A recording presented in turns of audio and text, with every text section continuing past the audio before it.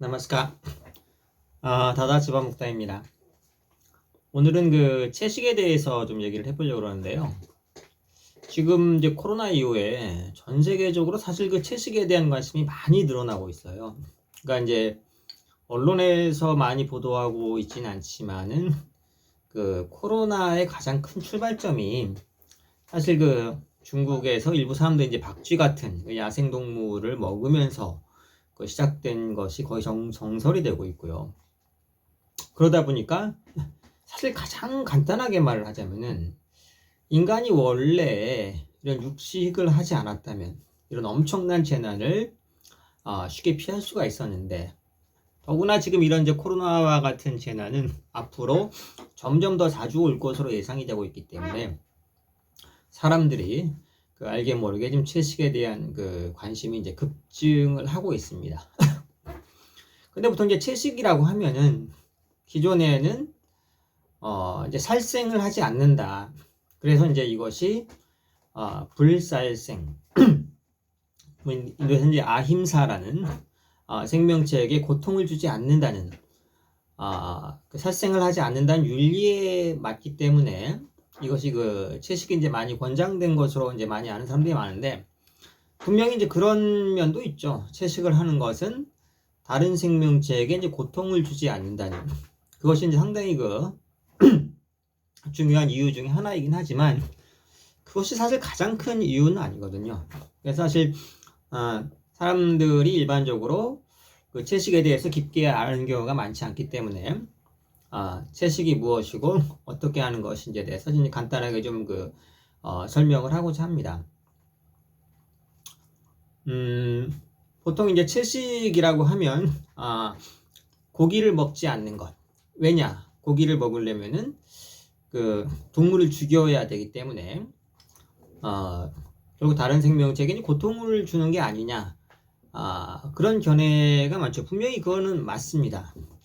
또 거기에 또 반론이 항상 있어 왔어요.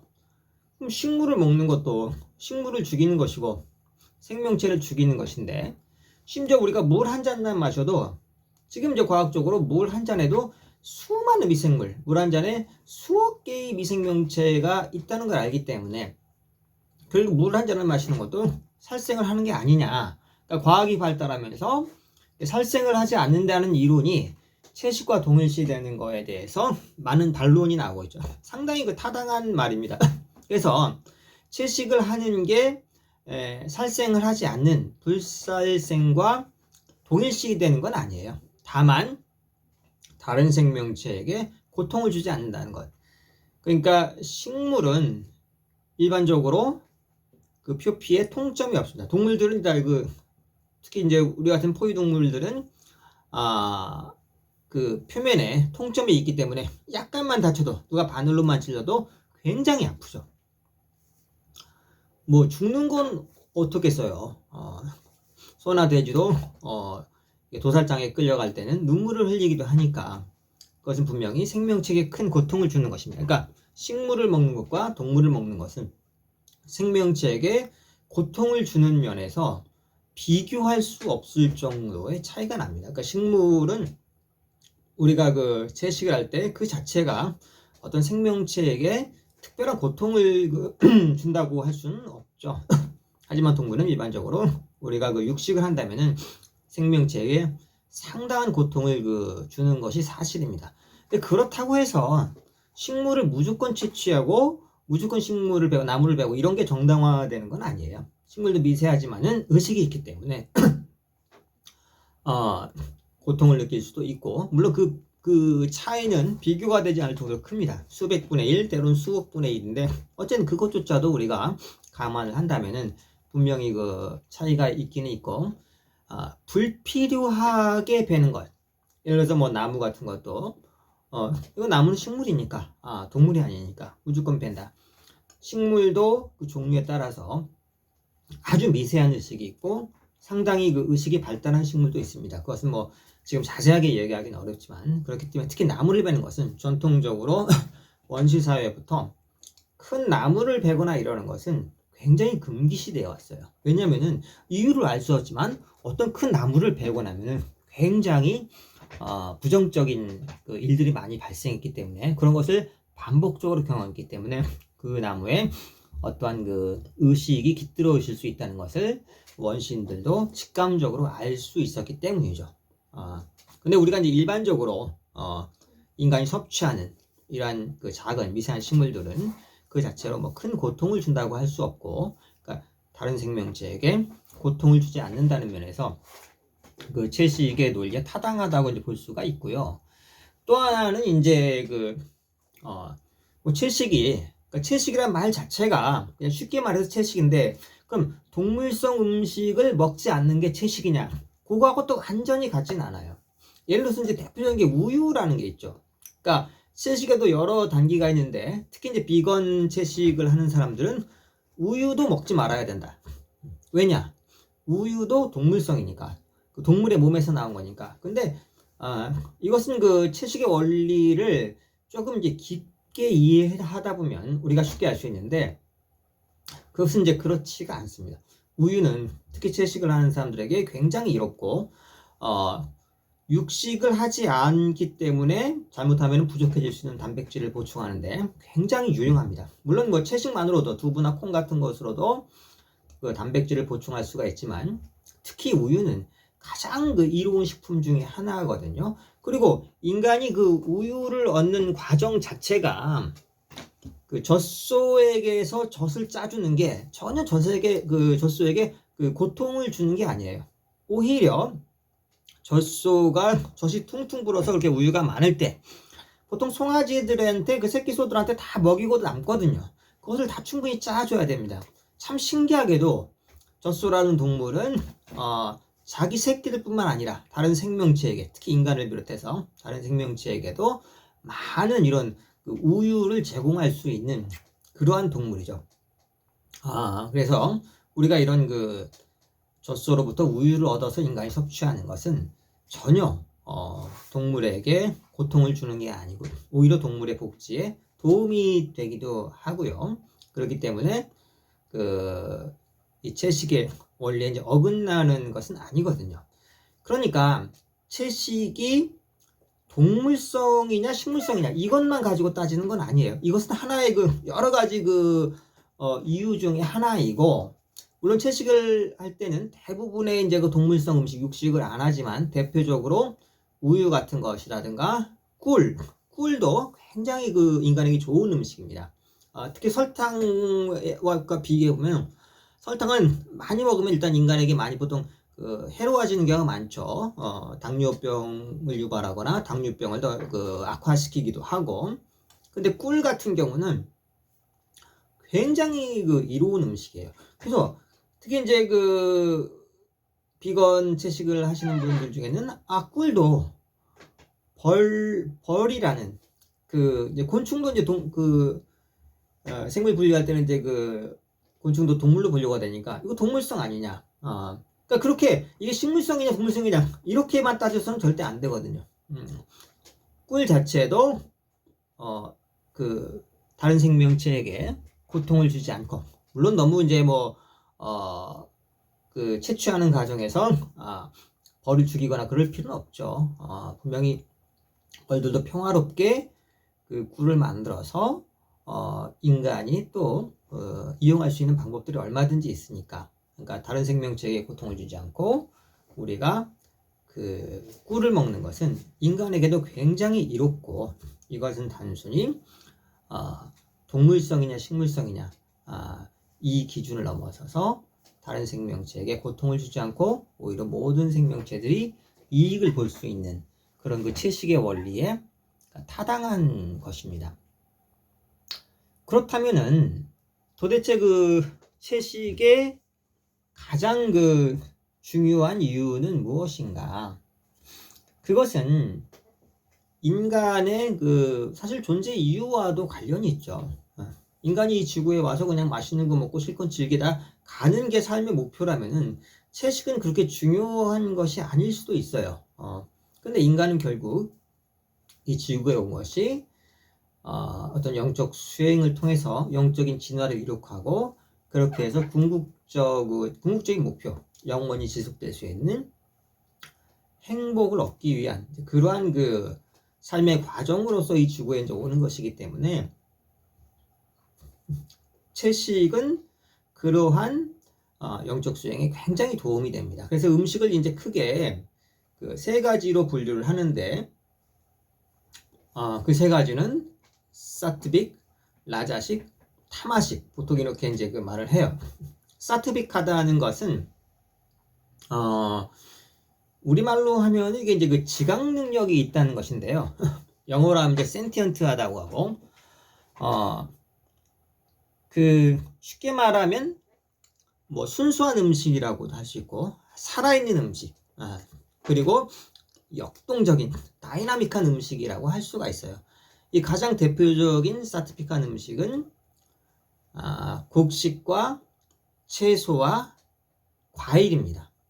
곡식과 채소와 과일, 대부분의 곡식과 채소와 과일은 사트빅한 음식. 이 사트빅한 음식은 인간의 일단 몸에 이롭고 대부분의 병을 예방해주고 웬만한 병을 치료할 수 있는, 특히 요즘 코로나 같은 시기에 인간의 면역력을 강화시켜주는 대표적인 음식들입니다.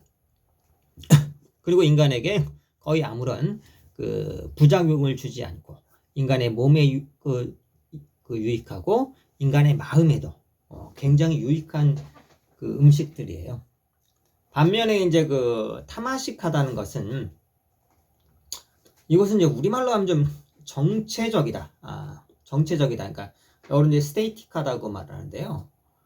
대표적으로 이제 고기, 대부분의 고기들, 고기 종류가 육식이 포함이 되고, 뭐 술 같은 것, 술과 담배 이런 것도 이제 포함이 되는데, 이 타마식한 음식은 일단 사람의 몸에 좋지가 않아요. 건강에 굉장히 해롭습니다. 그리고 인간의 마음에도 해로워요. 그러니까 매일같이 이런 타마식한 음식들을 먹으면서 건강해지기를 바라는 것은 모순이죠. 벌써 우리나라도 이제 가장 많은 그 사망 원인으로 이제 암이 떠올랐는데요. 요즘에는 뭐 죽는 사람 셋 중에 하나가 뭐 암으로 죽는다고 할 정도로, 옛날에는 그 암으로 죽으면 굉장히 슬퍼하고 큰 재난을 당하는 걸로 생각을 했는데 요즘에는 뭐 암이 너무 흔해졌어요. 우리나라 같은 경우부터 1년에 한 그 사망자가 30만 명 정도인데요. 그러니까 뭐 새로 태어난 아이도 올해 지금 많이 줄어들고 있지만은 보통 한 30만 명 정도가 꾸준히 태어났죠. 그러니까 지금 30만 명 정도가 태어나고 30만 명 정도가 세상을 떠나니까 비교적 인구가 지금 우리나라가 5천만 대 초반에서 계속 지금 현재까지는 유지가 되고 있는데, 이 그 1년에 사망자 30만 명 중에 3분의 1명, 대략 10만 명 정도가 암과 관련된 그런 그 질병으로 세상을 떠나고 있다는 거죠. 바로 이 암의 가장 큰 원인이 바로 이 타마식한 음식입니다. 그러니까 매일 술과 고기를 먹으면서 암에 걸리지 않고 건강하게 오래오래 살고 싶다. 참 모순이죠. 우리 그 식생활을 근본적으로 바꿔줘야 됩니다. 물론 이게 하루아침에 되는 건 아니지만 정말 그냥 단순하게 나 그냥 건강하게 오래 살고 싶다. 그거 하나만 달성하려고 해도 사실 실생활을 바꿔줘야 돼. 거기서 더 나아가서 인간의 궁극적인 그 삶의 이유, 삶의 목적, 존재의 이유, 그리고 인간이 지구에 온 이유를 달성하기 위해서 어떤 영적인 진보를 이루고 싶다면은 정말 이것을 바꾸고자, 가장 중요한 것은 첫걸음이에요. 한번 이 길로 가보자 하는 마음이에요. 그 시작이 반이라고 정말 거기서 반은 된 겁니다. 근데 우리는 이 대부분 사람들이, 특히 한국도 지금 우리나라가 전 세계에서 가장 그 채식 그 비율이 낮은 나라 중에 하나예요. 2%가 안 된다 그래요. 그러니까 97, 8% 이상이 그 육식을 즐기는, 뭐 어쩔 수 없이 또 원래 안 즐기던 사람도 주위 환경이 그러면 또 같이 먹게 되는 경우가 많으니까요. 아기 때는 보통 고기 안 좋아하나요? 의외로 많습니다. 인간은 원래 태어날 때는 사트빅한 음식을 좋아하게 돼 있어요. 근데 자꾸 부모들이 고기를 먹이려고 하니까 일단 또 이제 그 청소년기를 지나면서 고기에 익숙해지면 나중에 다시 채식으로 돌아오기가 굉장히 어려워집니다. 그러면 이제 수많은 병을 이제 달고 살게 되는 경우가 많은데, 채식이 건강에 좋은 거는 뭐 이게 뭐 과학적으로 설명하려면 너무 시간이 기니까 많은 사람도 그런 얘기를 해요. 채식을 하면 뭐 힘이 딸리는 거 아니냐. 심지어 뭐 성생활을 못할 정도로 그 힘이 딸리는 거 아니냐? 전혀 그렇지가 않죠. 채식을 하면 훨씬 더 건강하고 훨씬 더 힘이 강해진다는 것은 이미 그 수많은 그 과학적인 입증 자료로 나와 있습니다. 그냥 가장 쉽게 얘기하는 게 보통 그거거든요. 채식 동물들을 보면 대표적으로 우리가 이제 주에서 쉽게 볼 수 있는 채식 동물이 이제 소죠, 소. 우리가 흔하게 볼 수 있는 동물 중에 소만큼 힘이 센 동물이 별로 없어요. 인간이 보통 소보다 힘이 세지가 않죠. 소보다 힘이 센 사람이라면 뭐 어마어마한 헤라클레스보다 더욱 그 힘이 센 사람일 텐데, 소하고 줄다리기 하면 아마 소 한 마리에 거의 사람 10명이 달라붙어도 이길까 말까 할 거예요. 그 정도로 소가 힘이 셉니다. 소가 힘이 센 이유가 바로 풀을 먹기 때문에, 풀을 많이 먹기 때문이거든요. 그래서 풀을 먹는 동물들은 대부분 다 힘이 세고 그 뼈가 강합니다.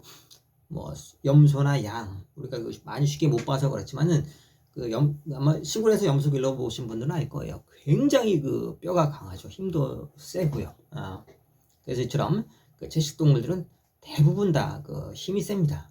그래서 인간이 육식을 하는 거에 비해서 채식을 하게 되면 그냥 단 며칠만이라도 고기를 끊고 야채 위주로 식단을 바꿔봐도 벌써 힘이 강해지는 걸, 건강이 강해지는 걸 느낄 수가 있어요. 저도 채식을 시작하게 되면서 뭐 예전 일이지만은 불과 며칠 만에 왜 이렇게 내 몸이 건강해지지? 힘이 세지지? 라고 느끼고 깜짝 놀란 적이 있습니다.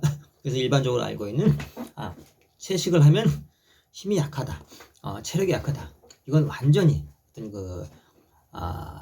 채식하기 싫은 이미 고기에 길들여져 있는 육식을 옹호하기 위한 잘못된 핑계라는 걸 쉽게 알 수가 있고요. 그러니까 뭐 소는 풀을 먹으니까 저렇게 힘이 세요. 또 하나 재미있는 예가 원숭이죠. 동물 중에서 가장 머리가 좋은 영리한 동물이 원숭이인데, 원숭이들은 또 왜 이렇게 머리가 좋을까요? 원숭이들의 주식은 주로 과일이거든요. 과일을 많이 먹으면, 과당을 많이 흡수하면 인간이 머리가 좋아집니다. 사람도 마찬가지예요. 과일을 많이 먹고 과당을 많이 흡수하면 머리가 굉장히 좋아집니다. 실제로 이게 묘한 게 있는데, 주위에서 가만히 보면 머리 좋아하는 사람들의 특징 중에 하나가 단 걸 좋아해요. 뭐 예를 들어서 뭐 커피나 이런 음료를 마시더라도 설탕 듬뿍 넣어서 달달하게 마시는 사람들. 다는 아니지만 머리 좋은 사람들이 이렇게 상관관계가 좀 있습니다. 특히 이제 과일 같은 경우 이런 거 어려서부터 많이 먹으면 머리가 좋아져요.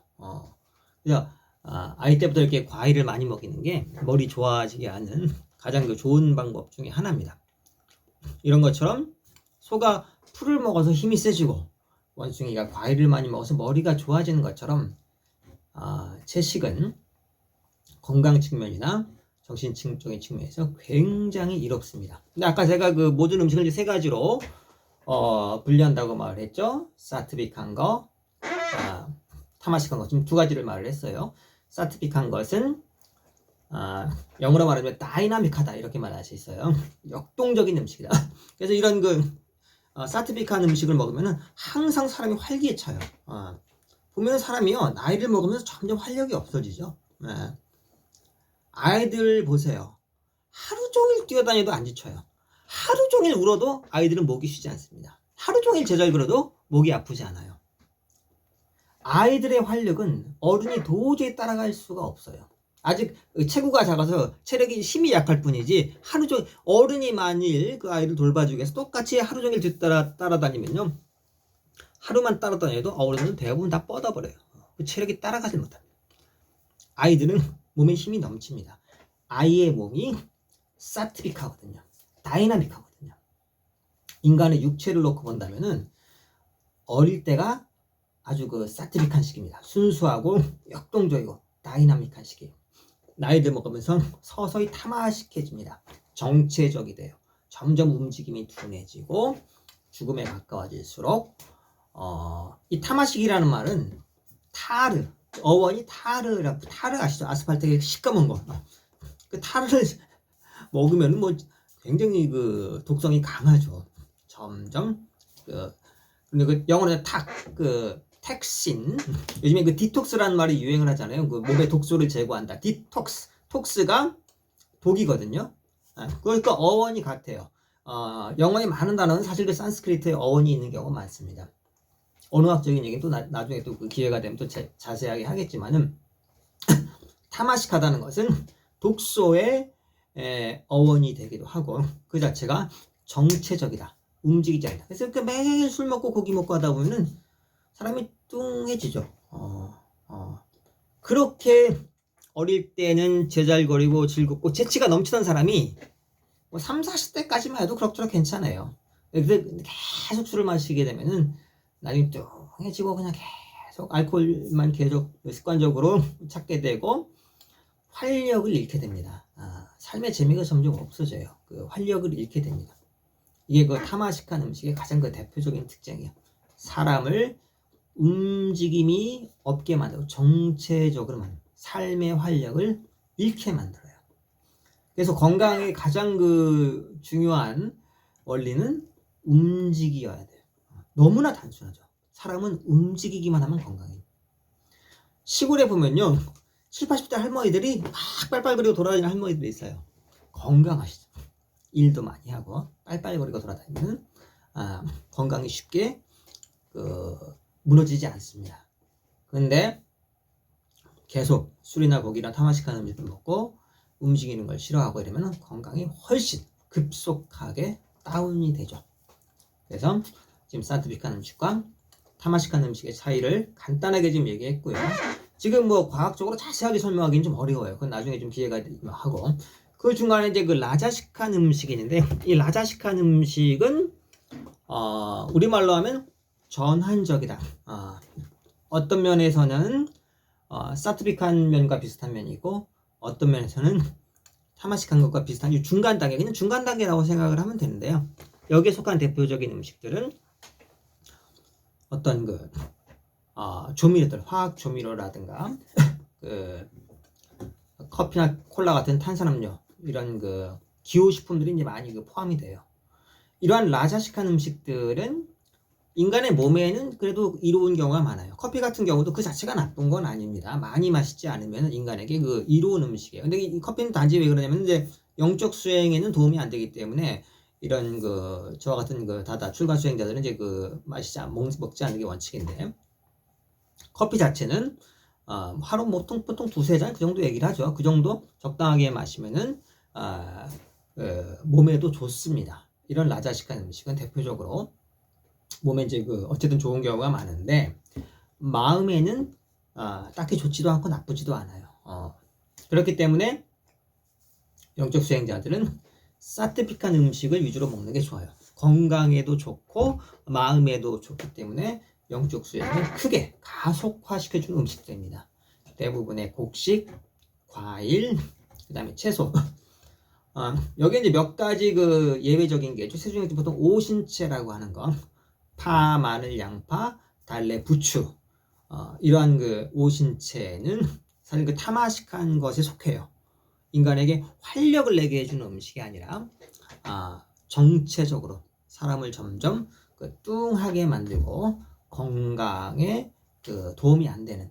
대표적으로 마늘이 건강에 좋다고 잘못 알고 있는 사람이 많은데 절대 그렇지 않습니다. 마늘은 사람에게 도움이 되는 타마시칸 음식이 아니고 사트비칸 음식이 아니고 타마시칸 것이기 때문에 우리나라에서도 보통 그 전통사에서부터 절에서도 스님들이 이런 오신채를 안 먹었죠. 그때로부터 그 인류는 그것을 알고 있었기 때문에 이런 영적 가르침을 따르는 사람들은 사실 그걸 안 먹었어요. 이런 오신채들을.